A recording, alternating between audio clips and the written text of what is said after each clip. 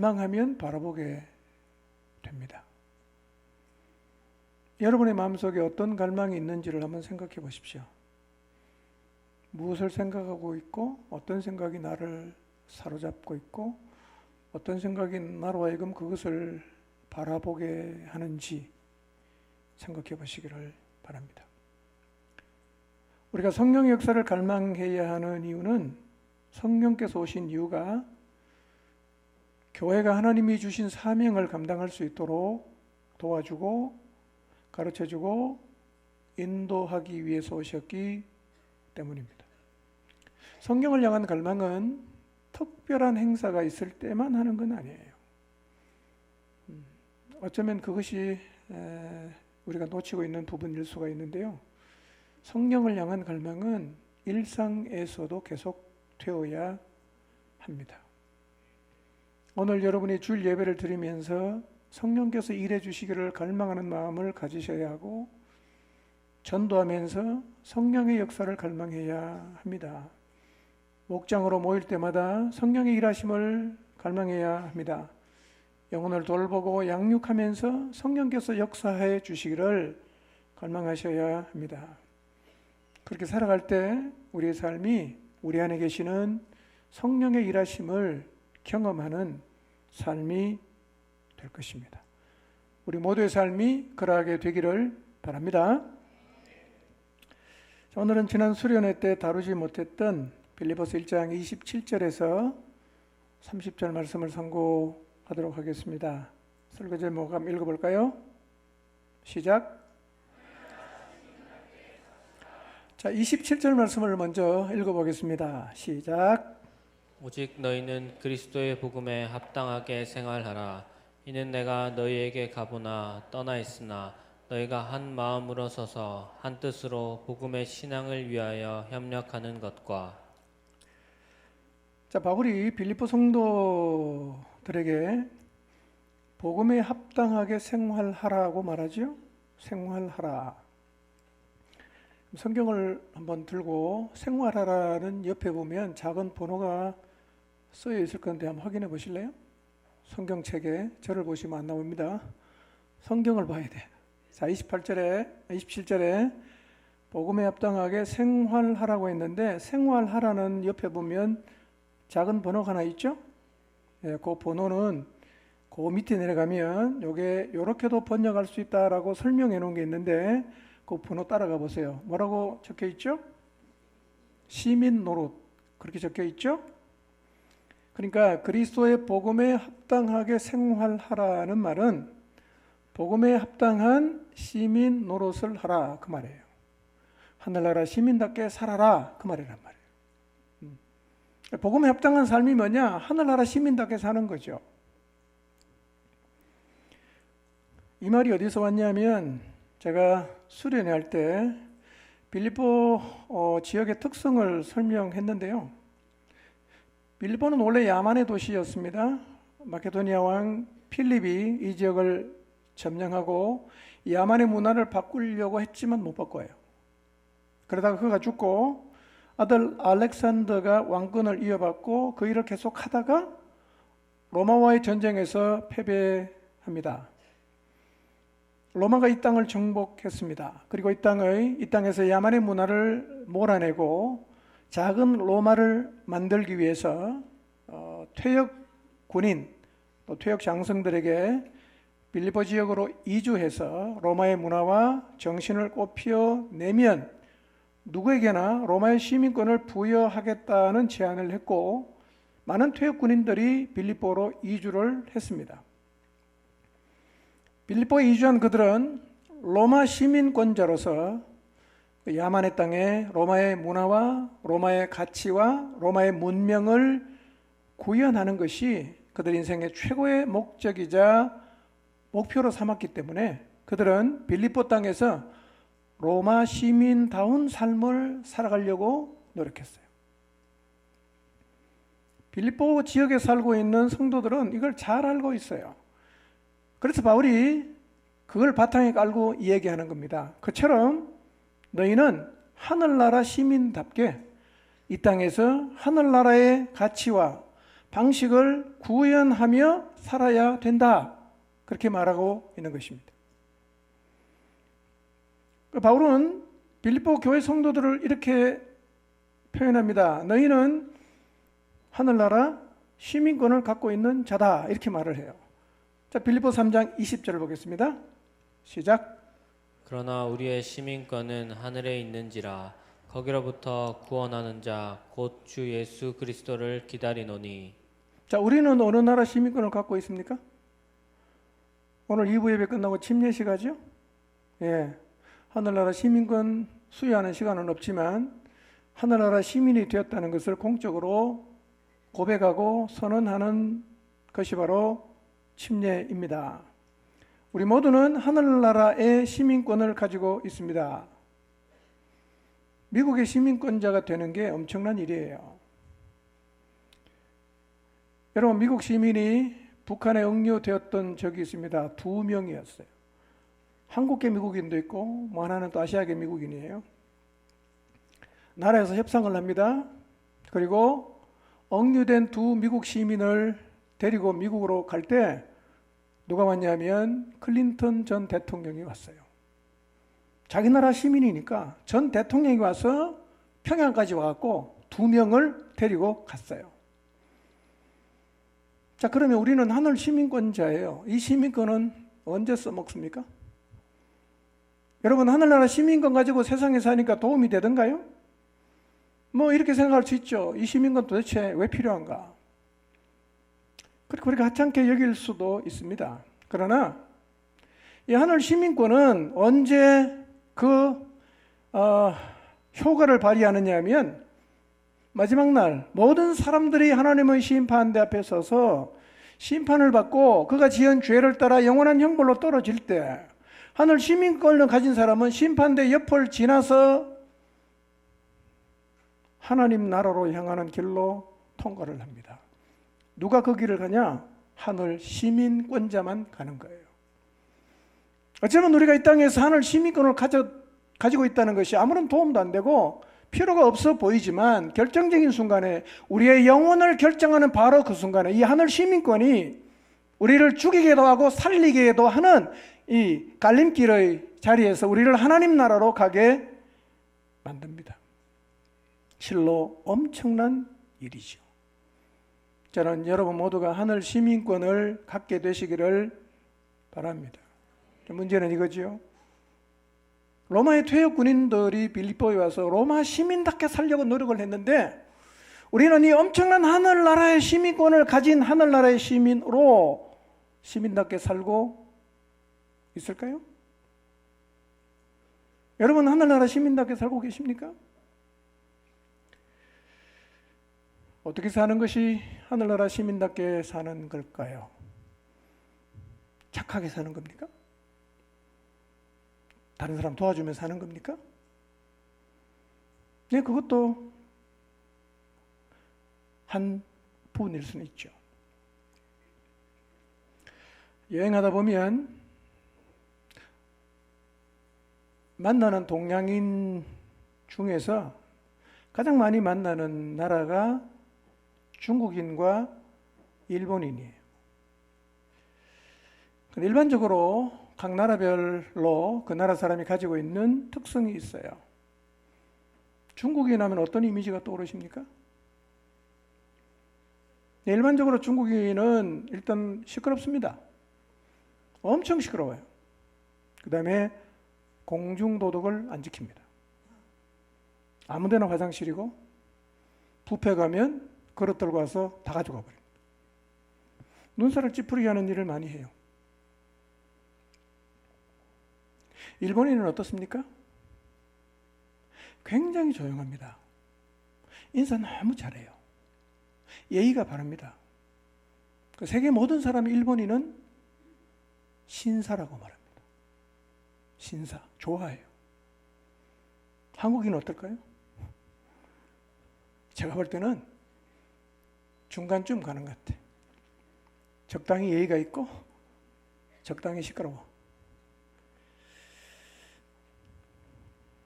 근데요, 제가 지난번 수련회 그 특강 강사로 오셨던 김성수 목사님 여행을 많이 하시는데요. 최근에 세계를 여행해 보면 이 한류 열풍, K-팝 이게 엄청나거든요.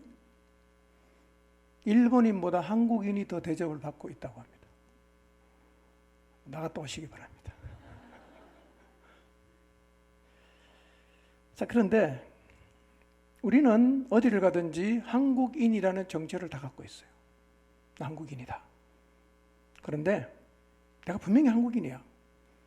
사람들이 나를 보고 중국 사람이라고 말할 때가 있어요. 왜 그럴까요? 내가 한국인이긴 한데 중국인의 특성이 나타나니까, 예를 들어서 시끄럽거나 질서를 안 지키거나 막 그러면 중국 사람이라고 말해요. 내가 갖고 있는 정체와 실제 내 삶은 전혀 다를 수 있다는 거예요. 그처럼 우리가 하늘나라의 시민이라는 정체성을 갖고 있지만 우리의 삶을 바라보고 있는 많은 사람들이 우리를 향해서 저 사람은 하늘나라 시민은 아니야 라고 생각할 수가 있다는 거예요. 어쩌면 많은 그리스도인들이 하늘 시민이라는 정체성을 가지고 있지만 그 정체성과는 전혀 다르게 살고 있다는 것을 자기만 몰라요. 주변은 다 알아.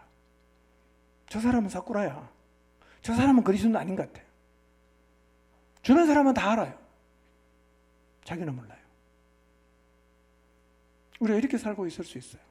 하늘 시민이라고 말을 하지만 모든 사람이 나를 바라보면서 하는 말이 저 사람은 그리스도인이 아니야.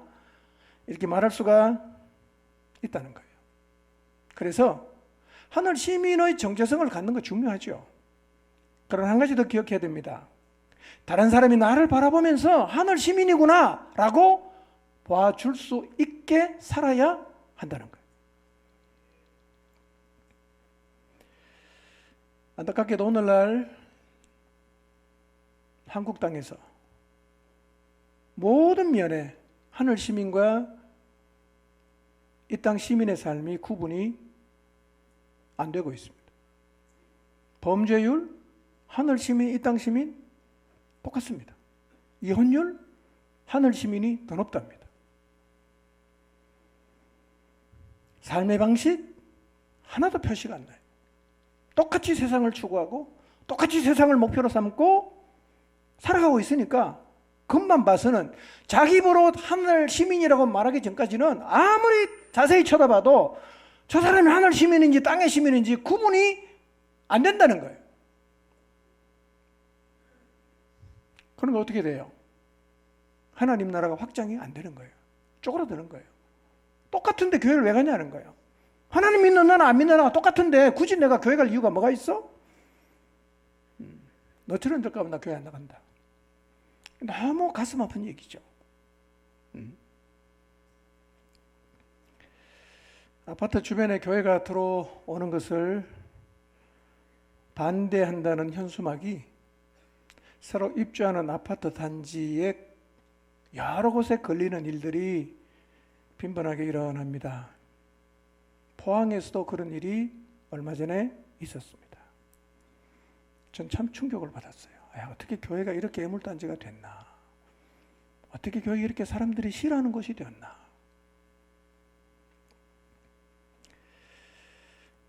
그런데 현수막을 걸기 전에 아파트 주민들이 사인을 한답니다.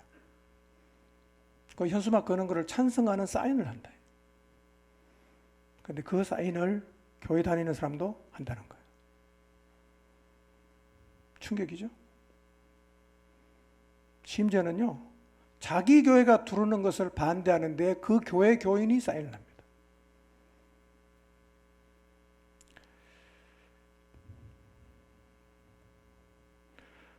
여러분, 하늘나라 시민은 하늘의 가치와 정신을 이 땅에 심는 것을 목표로 하는 사람이고, 그 하늘의 가치를 이 땅에 심기 위해서 하나님이 세운 것이 교회입니다.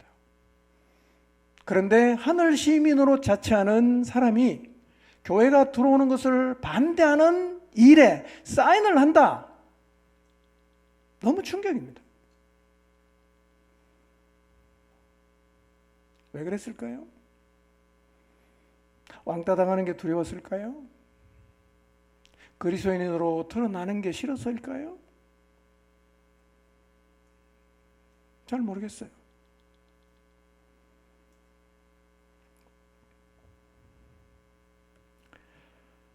하늘 시민인 우리는 하늘나라의 가치와 방식을 세상에 심어야 돼요. 그러려면 어떤 일이 먼저 선행이 되어야 되겠습니까? 우리가 하늘의 가치를 따라 살아야 됩니다. 하늘의 가치와 방식을 따라 살아야 심을 수 있는데 내가 그렇게 안 사니까 당연히 안 심어지겠죠. 하늘 가치를 따라 사는 것을 포기했다는 얘기는 하늘 시민이기를 포기했다는 말과 같아요. 우리가 왜 이 땅에서 하늘 시민으로 살아야 합니까? 복음의 길을 개척해서 하나님의 나라가 이루어지고 믿음이 주는 기쁨을 누리려고 하면 하늘 시민으로 살아야 되기 때문이에요. 자, 그러면 하늘 시민으로 산다는 의미는 구체적으로 뭘까? 사실은 오늘 27절 말씀은요, 그 앞에 있는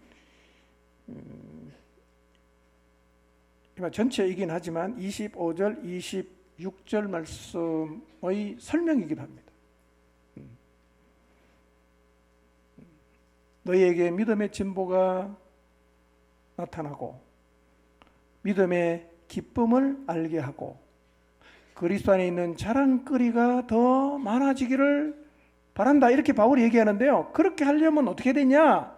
하늘 시민답게 살아야 된다는 거예요. 자, 27절 다시 한번 들고 봅시다. 시작. 오직 너희는 그리스도의 복음에 합당하게 생활하라. 이는 내가 너희에게 가보나 떠나 있으나 너희가 한 마음으로 서서 한 뜻으로 복음의 신앙을 위하여 협력하는 것과 하늘 시민으로 산다는 첫 번째 의미는 한 마음으로 서서 한 뜻으로 복음의 신앙을 위하여 협력하는 것입니다. 한 마음으로 서서 한 뜻으로 복음의 신앙을 위하여 협력하는 것이 하늘 시민답게 산다는 말입니다. 자, 이 말은 더 쉽게 말하면 이거예요. 우리가 하나가 되어서 복음의 신앙을 위해서 협력하는 것은 하늘 시민의 표지라는 말이에요. 하늘 시민이 어떤 사람이냐? 하나 되는 사람이에요. 복음의 신앙을 위해서 협력하는 자들이에요.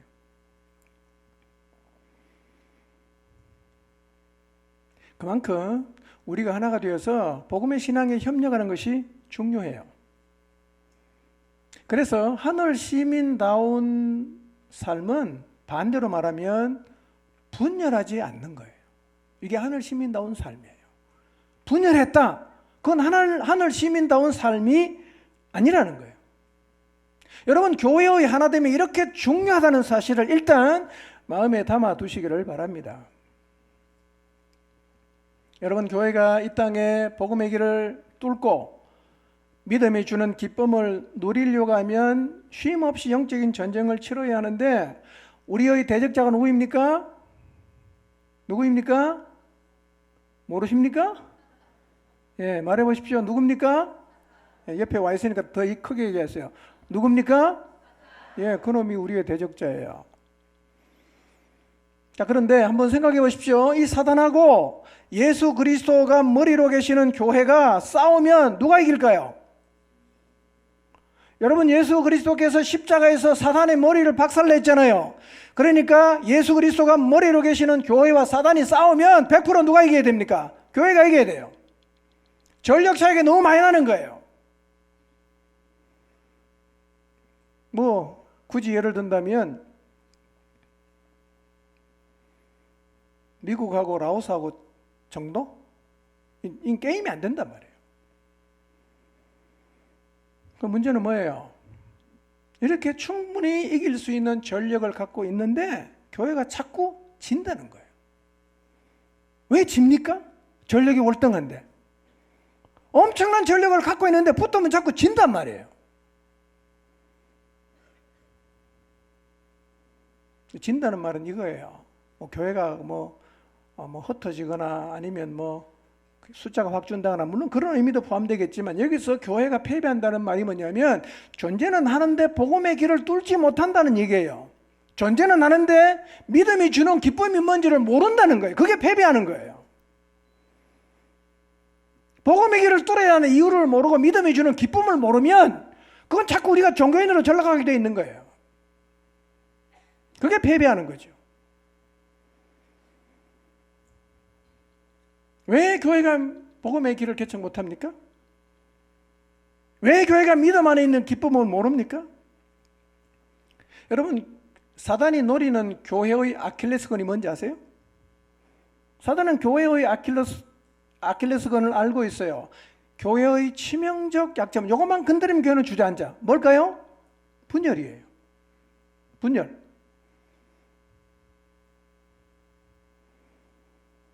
여러분, 사단이 교회를 무너뜨리는 방법, 교회를 이기는 유일한 방법이 뭔지를 알까요, 모를까요? 알까요, 모를까요? 압니다. 어떻게 알아요? 귀신같이 아는 거예요. 귀신같이 알아요.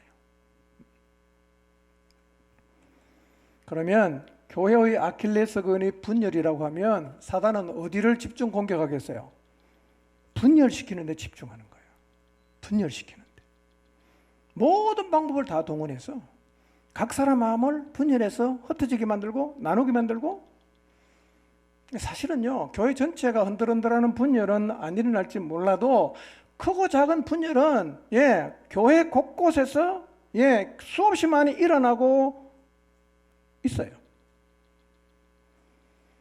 여러분, 한 마음으로 협력이 안 되는 것이나 분열이나 똑같은 겁니다, 여러분.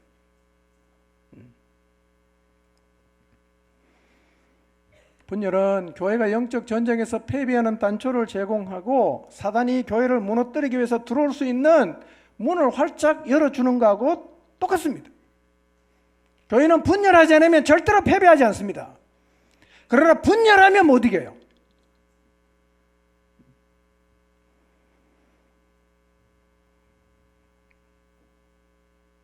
사단이 지금도 노리고 있는 부분이 있어요. 그게 뭐냐? 사실은 교회 안에 생기는 분열의 출발은 다 하찮은 겁니다. 아무것도 아니에요, 그거.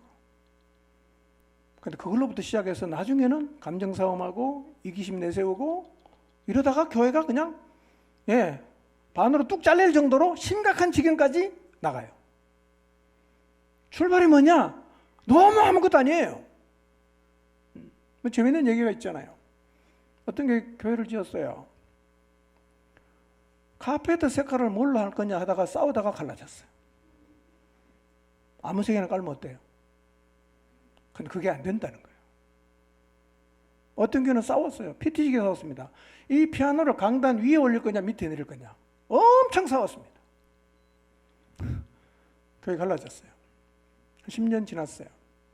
얘기하는 겁니다. 그때 내가 피아노를 강단 위에 올리자고 했나 밑에 내리자고 했나. 자기도 기억을 못해요. 항상 교회는요 하찮은 것 때문에 분열됩니다. 여러분, 이동이 많은 시대여서 각 사람이 가지고 있는 교회 경험도 굉장히 다양해졌어요. 꼭 기억해야 될 건요, 진리의 문제가 아닌 사소한 차이는 마음을 열고 극복해야 합니다. 극복해야 됩니다. 왜냐하면 100명이 모이면 생각이 다 달라요. 사소한 거는 넘어가야 되는 거죠. 사소한 거는 내 안에서 극복이 돼야 됩니다. 그게 돼야 교회가 본질을 위해서 힘을 모을 수 있단 말이에요. 사소한 것 때문에 싸우니까 본질은 시작도 못 해보고 그냥 교회가 그렇게 주저앉아 버리니까 얼마나 안타까운 일입니까? 사단은 늘 진리의 문제가 아니라 사소한 차이를 파고 들어서 우리 마음을 나누게 하는데요. 여러분, 혹시 이런 마음을 가져 본 적이 없는가 한번 생각해 보세요. 꼭 그렇게 하지 않아도 되지 않나? 난 그렇게 안 하고 싶다. 마음 닫는 거죠. 난 그건 동의 못 하겠다. 진리의 문제라면 그렇게 말해도 돼요. 사소한 차이는요, 극복해야 됩니다. 극복하시기 바랍니다. 목숨 걸 만큼 중요한 거는 진리의 문제지요. 사소한 거는 이래도 괜찮고 저래도 괜찮은 거는 넘어가게 되시길 바랍니다. 그게 성숙이에요.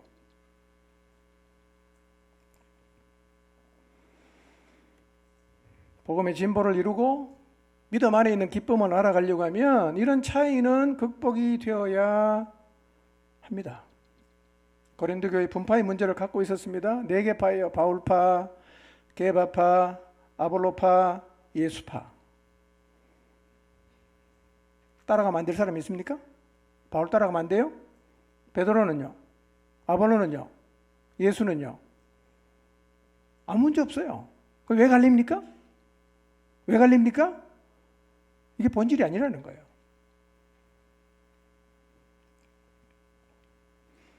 이 고린도 교회가요, 중요하지 않은 사소한 차이로 나누어지니까 어떤 일이 벌어지냐? 고린도 교회 안에서 복음의 진보가 나타나지 않는 거예요. 고린도 교회 안에 성도들이 믿음의 기쁨을 잃어버린 거예요. 이게 뭐냐? 이게 패배예요. 뭐 여전히 여러분 집에서 행복하게 잘 살 수 있습니다. 그러나 복음의 길이 안 뚫리고 믿음의 기쁨이 뭔지를 모르고 예수 그리스도 안에 있는 자랑거리가 풍성해지지 않는 자체가 이미 패배란 말이에요. 왜 패배합니까? 사소한 것에 집착하니 그런 거예요.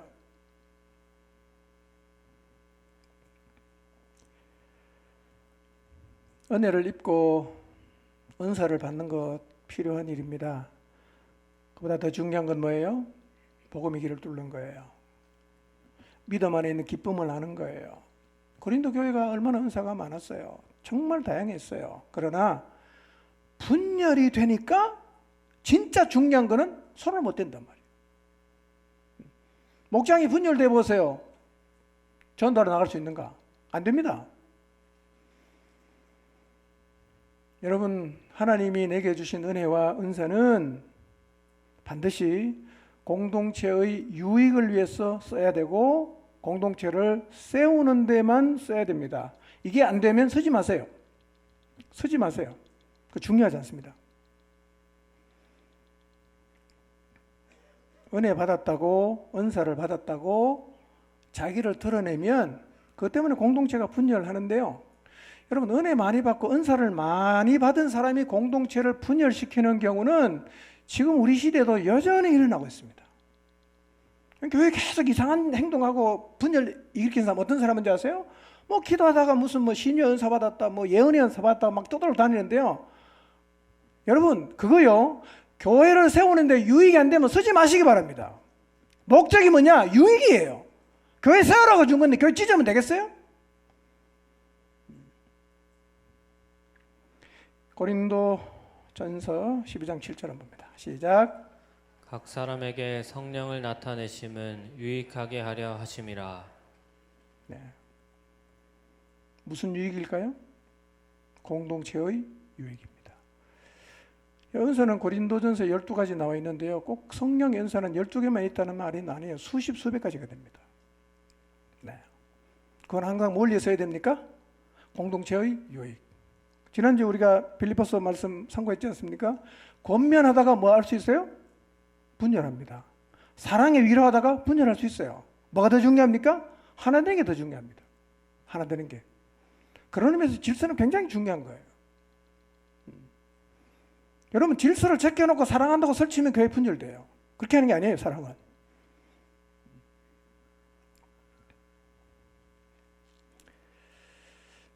여기서 한 마음으로 서라 그랬잖아요. 한 마음으로 서라는 말이 이게 참 재밌는 표현인데요. 이 한 마음이라는 단어는 군대에서 생성된 용어인데요. 한 마음으로 서라는 말은 그냥 대충 이렇게 그냥 짝다리 짚고 서 있어라 이런 말이 아니고요. 굉장히 임팩트 있는 말이에요. 전쟁에서 군인이 스크럼을 짜고 굳게 서 있듯이 복음의 길을 뚫기 위해서 그렇게 단단하게 서 있으라 그런 말이에요. 여러분, 데모하는 사람 맨 앞인 사람 어떡합니까? 스크럼 딱 짜고, 뭐 그냥 경찰이 와서 막 해도 이게 안 떨어지게 스크럼 꽉 짜고 있지 않습니까? 그렇게 서 있으라는 거예요. 뭘 위해서? 복음을 전하는 일을 위해서, 복음에 협력하는 일을 위해서 그렇게 견고하게 서 있으라는 거죠.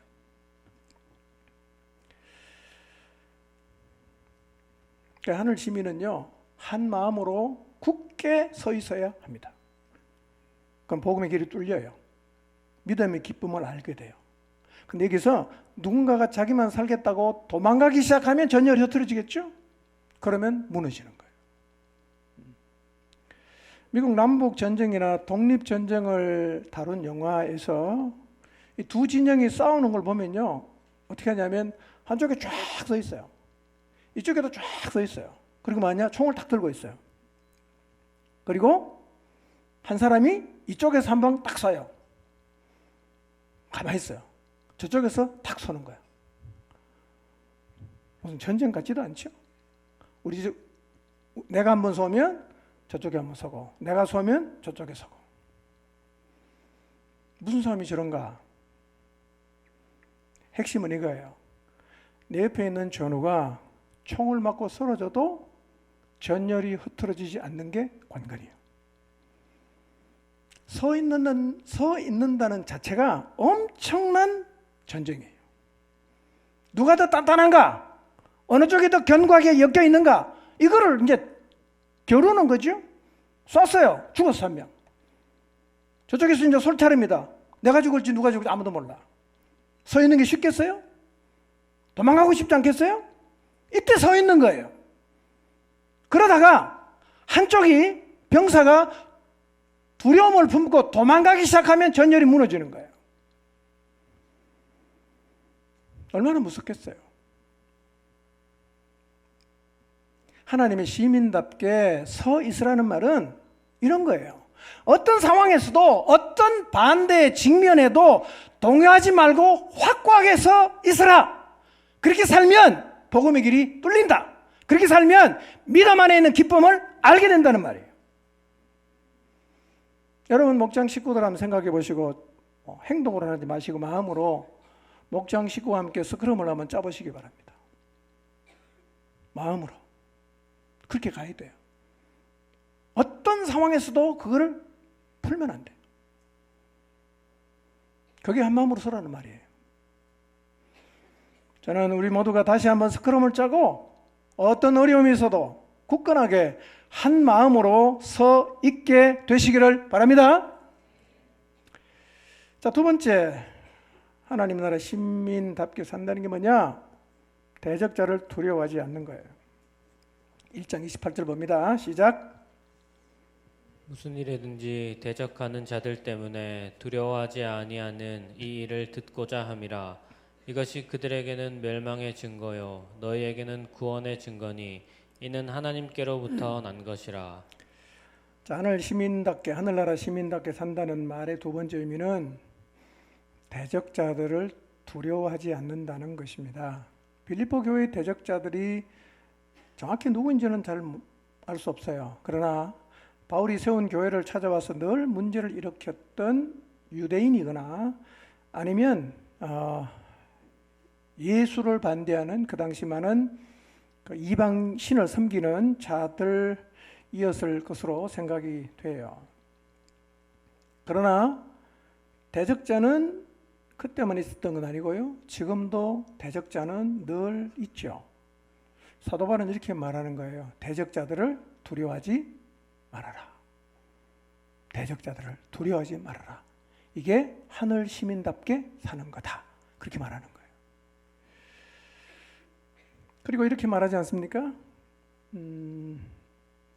대적하는 자들 때문에 두려워하지 아니하는 이 일을 듣고자 함이라. 이것이 그들에게는 뭐예요? 멸망의 증거이고 너희에게는 구원의 증거다. 이게 무슨 얘기인가? 설명하면 이런 거예요. 빌립보 교인들이 자기를 대적하는 자들을 두려워하지 않고 싸울 준비를 딱 했다. 이게 대적자들에게는 뭐가 된다? 멸망한다는 증거가 되는 것이고, 그 다음에 빌립보 성도들에게는 우리가 이긴다는 증거가 된다는 거예요. 멸망이라는 것은 패배를 의미하고 구원이라는 것은 승리한다는 말인데요. 그러니까 빌립보 교회 성도들이 믿음을 지키기 위해서 당당히 맞서 싸우고 있는 것 자체가 뭐라는 거예요? 대적에게는 패배라는 거예요. 빌립보 교인에게는 승리라는 거예요. 여러분, 하나님 나라 시민이 대적자를 두려워하지 않고 싸우면 반드시 어떻게 되는 거예요? 승리한다는 거예요. 승리한다는 거예요. 그래서 하나님께서 하나님의 사람에게 늘 하신 말씀이 있는데 그게 뭐냐면 두려워하지 말라는 거예요. 두려워하지 말아라. 여러분, 두려움은 간단한 문제가 아니에요. 두려움에 늘 휩싸여 사는 사람이 있어요. 늘 두려워 떨어요. 아무 일도 안 일어났는데 혼자서 두려워서 떨고 있어요. 불안감에 시달리는 사람도 있죠. 그거 이제 계속 그래 되면 이제 병원에 가야 됩니다. 혹시 여러분 두려움에 휩싸여 살고 계십니까? 아무 일도 없는데 계속 불안하십니까? 그 감정은 사탄이 주는 거예요. 하나님 준 게 아니에요. 그리스도인은 두려움에 사로잡혀 살면 안 돼요. 그리스도인은 하나님의 평강에 휩싸여 사는 존재이지 두려움에 휩싸여 사는 존재가 아니란 말이에요. 그러나 두려움에 휩싸이면 전열이 무너져요. 두려움에 휩싸이면요, 이 스크럼하고 있을 수가 없어요. 도망가야 돼요. 너무 무서워서 못 있는 거예요. 여러분, 골리앗이 등장했을 때 이스라엘 군대는 완전히 무너졌어요. 두려움에 휩싸이니까 아무것도 못했어요. 아무것도 못했어요. 근데 아버지 신분을 맡던 한 사람이 있었어요. 누구죠? 다윗. 다윗의 마음에 두려움이 있습니까? 없어요. 두려움이 없으니까 골리앗이 그냥 나가는 거죠. 여러분 기억하십시오. 우리가 앞으로 나가지 못하는 이유는 골리앗 때문이 아니고 두려움에 사로잡혔기 때문이에요. 우리는 늘 골리앗 때문에 못 나간다고 말하죠. 사실은요, 골리앗이 문제가 아니라 두려움이 나를 휩쌌기 때문에 못 나가는 거죠. 두려움을 이겨보십시오. 골리앗에게 나갈 수 있어요. 그 사단은 목적이 뭐냐? 우리를 두려움으로 자꾸 묶으려고 합니다. 사단이 우리를 바라보면서 언제 가장 신나하는지 아십니까? 두려움에 떨고 있을 때. 사단은 신이 나서 휘파를 불고 다닙니다. 내가 이제 쟤는 완전히 묶어놨다. 쟤는 이제 아무것도 못할 거야. 룰루랄라 휘파를 안 불어요. 그리고 우리가 두려움에서 벗어나지 못하도록 더 어르렁대고 윽박질러서 아무것도 할 수 없는 무기력한 존재로 만들려고 합니다. 바울이 얘기하죠. 너 하늘 시민답게 사는 게 뭐냐? 대적자들을 두려워하지 말라는 거예요. 두려워하면 패배합니다. 여러분 혹시 믿음으로 한 발 내디디려고 하는데 남편이 두렵습니까? 복음의 길을 개척하고 싶은데 친지가 가족이 두렵습니까? 여러분 두려움은 흔히 일어날 수 있는 감정이지만 두려움에 사로잡히는 순간 싸울 수가 없어요. 그건 주저앉습니다. 그래서 하나님 우리에게 계속 두려워하지 말라고 말씀하시는 거예요. 자, 성경 구절 몇 구절 읽어봅니다. 시간 없으니까 빨리빨리 읽겠습니다. 창세기 15장 1절입니다. 좀 빠른 속도로 읽었어요. 시작. 이후에 여호와의 말씀이 환상 중에 아브라함에게 임하여 이르시되 아브라함아 두려워하지 말라. 나는 내 방패요 너의 지극히 큰 상급이니라. 네, 아브라함이 보복의 두려움에 떨고 있습니다. 하나님 말씀하세요. 아브라함아 두려워하지 말아라.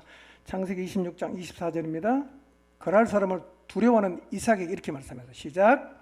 그 밤에 여호와께서 그에게 나타나 이르시되 나는 내 아버지 아브라함의 하나님이니 두려워하지 말라.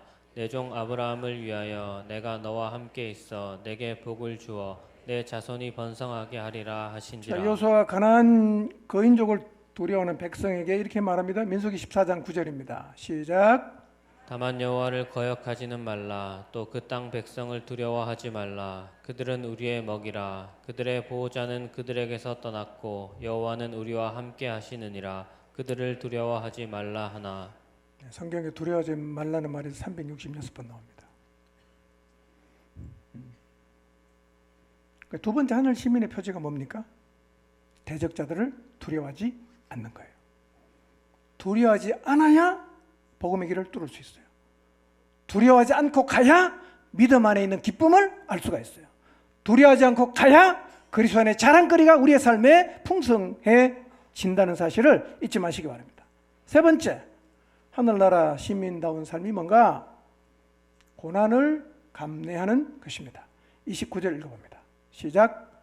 그리스도를 위하여 너에게 은혜를 주신 것은 다만 그를 믿을 뿐 아니라 또한 그를 위하여 고난도 받게 하려 하심이라. 자, 이 말을 잘 보십시오. 은혜가 무엇이 은혜라고 말합니까? 성경 29절을 보세요. 그를 믿는 게 은혜죠. 두 번째는 뭐죠? 고난을 받는 게 은혜라는 거예요.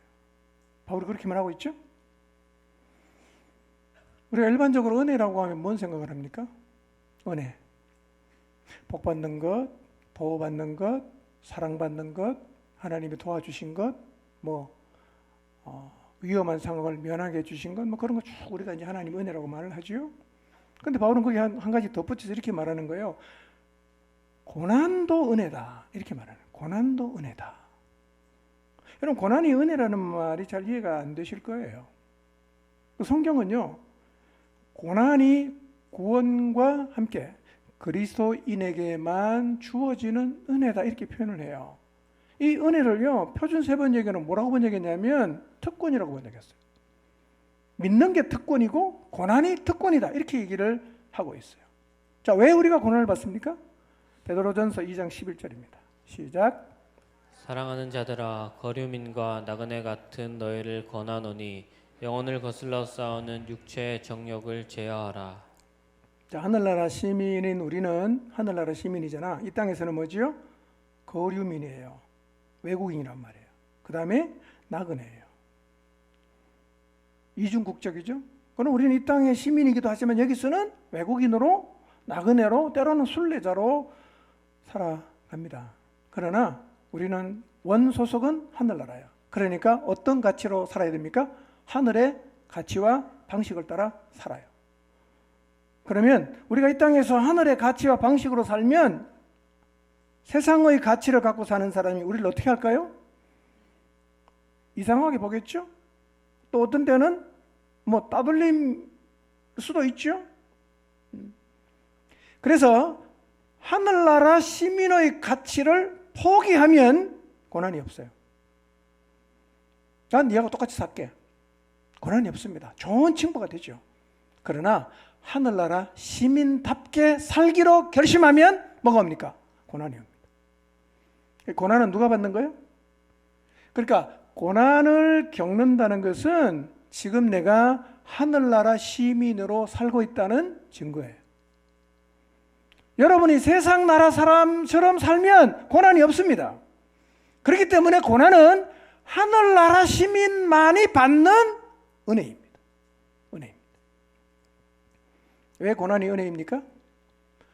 여러분, 고난을 피하지 않을 때 어떤 일이 벌어지느냐 하면 복음 전파의 길이 뚫리는 거예요.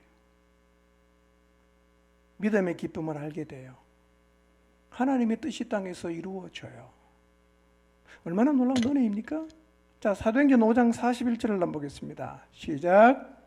사도들은 그 이름을 위하여 능력받는 일에 합당한 자로 여기심을 기뻐하면서 공회 앞을 떠나니라. 여러분, 이 초대교회 교인들은요, 고난을 받을 각오를 하는 정도가 아니고 고난을 받는데 합당한 자가 된 것을 기뻐했어요. 아니, 왜 바보같이 고난을 자처하지? 이렇게 묻고 싶은 분이 있을 거예요. 왜 고난을 자처합니까? 여러분 기억하십시오. 고난을 통해서 하나님이 주신 사명이 이루어져요. 고난을 통해서 하나님이 주신 사명이 이루어져요. 여러분, 지상에 단 하나밖에 없는 교회가 예루살렘 교회죠. 근데 예루살렘에는 예수님을 잡아 죽인 주도자들이 다 모여 살고 있어요. 없어질 위기가 있어요. 그런데 보세요. 이 예루살렘 교회가 고난을 거부하지 않고 나갔을 때 복음이 이렇게 뚫렸나요? 안 뚫렸나요? 뚫렸죠? 그래서 예수님께서 말씀하신 대로 복음이 예루살렘에서 유대로, 사마리아로 땅끝까지 갔어요. 뭐를 거부하지 않을 때 복음의 길이 뚫립니까? 고난을 거부하지 않을 때, 고난을 자처할 때 복음의 길이 뚫리는 거예요. 그래서 고난을 거부하지 않는 것이 하늘나라 시민다운 삶인 것입니다. 그리고 고난에는 큰 상이 있다 그랬어요. 마태복음 5장 11절 12절을 봅니다. 읽겠습니다. 시작. 나로 말미암아 너희를 욕하고 박해하고 거짓으로 너희를 거슬러 모든 악한 말을 할 때에는 너희에게 복이 있나니 기뻐하고 즐거워하라. 하늘에서 너희의 상이 큼이라. 너희 전에 있던 선지자들도 이같이 박해하였느니라. 예, 하늘 가치를 따라 살면 욕합니다. 박해합니다. 거스르는 악한 말을 하죠. 그러나 그것이 너희에게는 복이다. 12절에 보니까 기뻐하고 즐거워해라. 왜? 하늘에서 너희의 상이 크다. 이렇게 말씀하세요. 고난은 그리스도인만 받는 은혜입니다. 특권입니다. 잊지 마시기 바랍니다. 자, 그러면 한번 생각해 봅시다. 정직하게 우리는 고난에 대해 어떤 생각을 하고 있을까요? 대부분의 성도는 고난을 싫어하죠. 고난이 은혜가 아니라 저주로 생각합니다. 고난을 기뻐하지 않아요. 고난이 오면 원망하고 불평합니다. 복음의 길을 가다가도 고난이 오면 멈춥니다. 뒤돌아갑니다. 그래서 한국교회가 자꾸만 뒤로 가는 거예요. 그래서 한국교회가 자꾸만 주저앉는 거예요. 여러분, 텔레토비와 크리스천의 공통점이라는 조커가 있어요. 4가지입니다. 한번 잘 보시고 이게 내 얘기 아닌가 생각해 보시기 바랍니다. 첫째,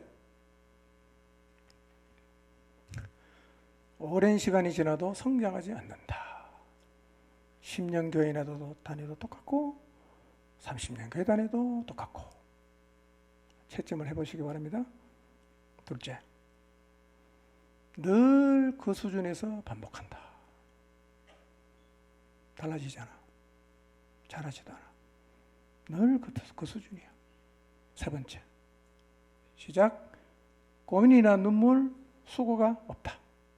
다만 즐기고 놀 뿐이다.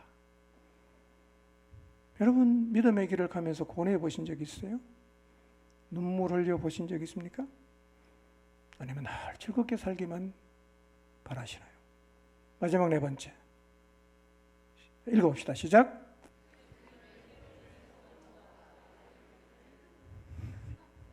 새로운 멤버가 없어. 같은 얼굴이야. 5년째 똑같아. 10년째 똑같아. 지금 한국교회 모습이 텔레토비랑 많이 비슷해졌어요. 왜 이렇게 됐습니까? 고난을 거부하기 때문이에요. 자기 세계에 갇혔어요. 사방에 골리앗이 있어요. 고난을 각오하고 나가면 골리앗이 무너지는데 고난이 싫으니까 그냥 갇혀 살아요. 나가고 싶지 않은 거죠. 이게 오늘 우리의 모습은 아닐까요? 기억하십시오. 고난을 거부하면 결국 이렇게 돼요. 그래서 하늘나라 시민다운 삶이 뭐냐? 고난을 거부하지 않는 거예요. 고난을 자처하시기 바랍니다. 고난을 자처하십시오. 그때 복음의 길이 뚫린단 말이에요. 하늘 시민인 우리는 이 세상에 외국인으로 살지만 숨 죽이며 살면 안 됩니다. 하나님을 믿고 우리의 신분을 드러내고 고난이 와도 하늘 가치를 말하고 진리의 말씀을 말해야 합니다. 복음의 길을 뚫기 위해서 우리는 그리스도의 군대가 되어서 함께 싸워가야 합니다. 자, 마지막 30절 봅니다. 읽습니다. 시작. 너희에게도 그와 같은 싸움이 있으니 너희가 내 안에서 본 바요 이제도 내 안에서 듣는 바니라. 예, 바울이 이렇게 말하는 거예요. 너희에게도 같은 싸움이 있다. 이게 무슨 얘기냐면 바울이 복음의 길을 뚫다가 대적자들에게서 핍박을 당하고 위협을 당하고 그렇게 치열하게 싸웠는데 지금 빌립보 교인들이 그 싸움을 하고 있다는 거예요. 빌립보 교인이. 여기서 말하는 싸움은요, 원래 그 레슬링을 의미하는 거예요. 레슬링. 그러니까 저게 아주 멀리 있는 게 아니라 아주 가까이에 있어요. 그러니까 육박전이나 백병전 같은 거를 벌이고 있다는 게 여기서 말하는 싸움의 의미예요. 그러니까 이 말은 우리가 겪는 고난이 추상적이지 않다는 거예요. 저 멀리 있는 것도 아니라는 거예요. 아주 가까이 있어요. 그리고 매우 실제적이라는 거예요. 여러분 있는 그 자리에 복음 말해 보세요. 어떤 일이 벌어지는가? 복음을 얘기해 보세요. 미쳤다 그럽니다. 입 다물고 해서 보세요. 절대 고난 없습니다. 좋은 친구라 그러죠. 성경은 고난을 각오하고도 하늘나라의 가치를 말하라는 거예요. 그때 뭐가 온다? 고난이 오죠. 고난만 오는 게 아니에요. 뭐까지 옵니까? 복음의 길이 뚫린다는 거예요. 복음은 그런 방식으로 길을 만들어 나간다고 지금 말하고 있는 거예요. 바울이 지금 백병전을 하고 있어요. 근데 보니까 빌립보 교회 성도들도 바울과 같은 진영에 서서 백병전 하고 있다는 소식을 내가 들었다. 우리는 함께 그리스도의 진영에서 같이 싸우고 있다. 우리 힘내자. 이렇게 말하는 거예요. 우리도 그 자리에 함께 서서 같은 싸움을 하게 되기를 바랍니다. 하늘나라 시민은요, 이 땅에 사는 동안 늘 이렇게 영적인 싸움을 하는 거예요. 왜 싸웁니까? 변하는 삶을 위해 싸우는 게 아니에요. 복음의 길을 뚫기 위해 싸우는 거예요. 복음의 길을 뚫기 위해 싸우는 거예요.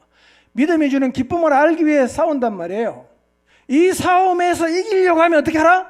하늘 시민답게 살라는 거예요. 세 가지 말씀드렸어요. 첫째, 하늘 시민답게 사는 게 뭡니까? 한 마음으로 서서 복음에 협력하라는 거예요.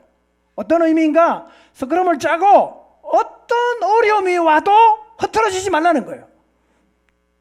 짝다리 짚고 서 있으라는 얘기가 아니라 전의를 가지고 그냥 엮여서 스크럼을 짜고 견고하게 서 있으라는 거예요.